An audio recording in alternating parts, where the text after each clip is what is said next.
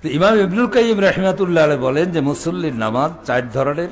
প্রথম হলো যারা যেই নামাজকে তিনি বলেছেন as-সালাতুল মুআকাবা, যাদের নামাজের উল্টো শাস্তি পেতে হবে, নামাজ কারণেই শাস্তি পেতে হবে। এই মুসল্লি কারা?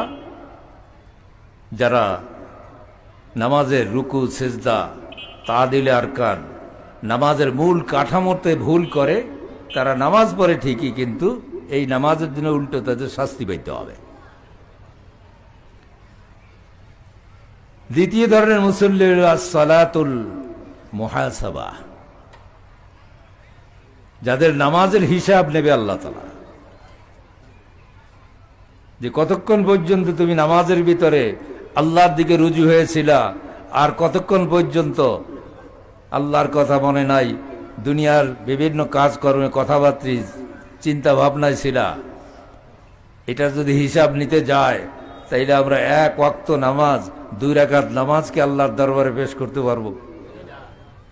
কেউ কি এই কথা বলতে পারবে যে আমার এই 2 রাকাত নামাজের ভিতরে একটা মুহূর্তের জন্য আমি আল্লাহর থেকে গাফেল হই নাই?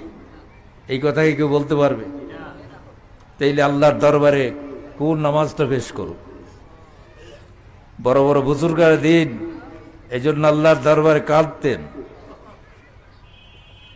মোনাজাত দিয়ে আল্লাহর দরবারে কাঁদতেন, এই জন্য যে নামাজ তো পড়েছি কিন্তু আল্লাহর দরবারে পেশ করার মতো হয়নি। আল্লাহ তাআলা যদি হিসাব নিতে যায়, তাইলে হিসাব দেয়া যাবে না। তৃতীয় ধরনের মুসল্লি হলো as-সালাতুল মুজাজা, যাদের নামাজের জাযা দেবে, পুরস্কার দেবে আল্লাহ তাআলা। এই ধরনের মুসল্লি কারা? যাদের নামাজের ভিতরে কিছু সময় আল্লাহর দিকে দিল রুজু ছিল, কিন্তু আবার দুনিয়ার খেয়াল ঢুকে গেছে, আবার সে আল্লাহর দিকে রুজু হয়, আবার দুনিয়ার বিভিন্ন চিন্তা ভাবনা ঢুকে যায়। হয় না এরকম? সবাই তো আমরা নামাজ পড়ি, বাইরে দিয়ে কিছু দেখা না গেল নিজে তো বলা যায় যে কতটুকু কি করছি নামাজের মধ্যে। বাইরের মানুষ কিছুই বুঝে না। সে আল্লাহর দিকে রুজু হয়ে দাঁড়ায়, কিন্তু দিল তো আর চোখ না যে চোখ বন্ধ করলে কিছু দেখা যাবে না। সে আল্লাহর দিকে রুজু হয়ে নামাজ পড়তে দাঁড়াইছে, ওই মসজিদের বাইরে কেউ একটা আওয়াজ দিছে, খেয়াল ওই দিকে চলে গেছে, কে দিল, এর পিছে পিছে, অর্থাৎ সে যে নামাজ এর থেকে আরেক দিকে চলে গেছে। এইভাবে আবার সে যখন চিন্তা করলো যে আমি তো নামাজের ভিতরে, আবার সে দিলের আল্লাহর দিকে আনলো, আবার ছুটিয়ে যায়। আপনি চিন্তা করে দেখেন, একদিন একটু যাচাই করে দেখেন যে নামাজ পড়তে দাঁড়াইলে কতক্ষণ আল্লাহর দিকে দিল রাখা যায় আর কতক্ষণ রাখা যায় না। নিজেই তখন বুঝবেন। এই যে বারবার সে আল্লাহর দিকে দিলকে ধরে রাখার চেষ্টা করতেছে, এই মুজাহাদার কারণে আল্লাহ তাআলা এই নামাজের পুরস্কার তাকে দান করবেন। অন্ততপক্ষে একটু চেষ্টা থাকতে হবে।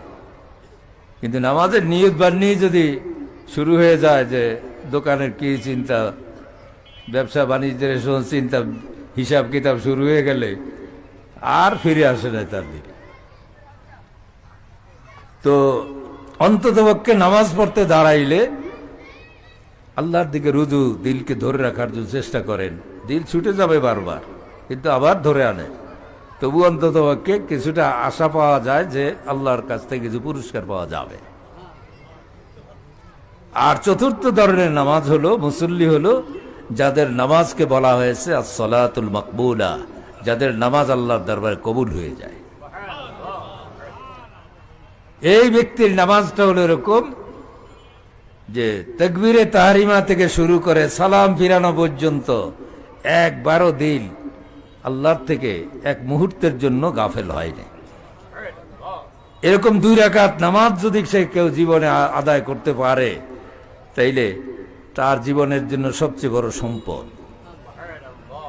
এই 2 রাকাত নামাজই তার জীবনের সবচেয়ে বড় সম্পদ।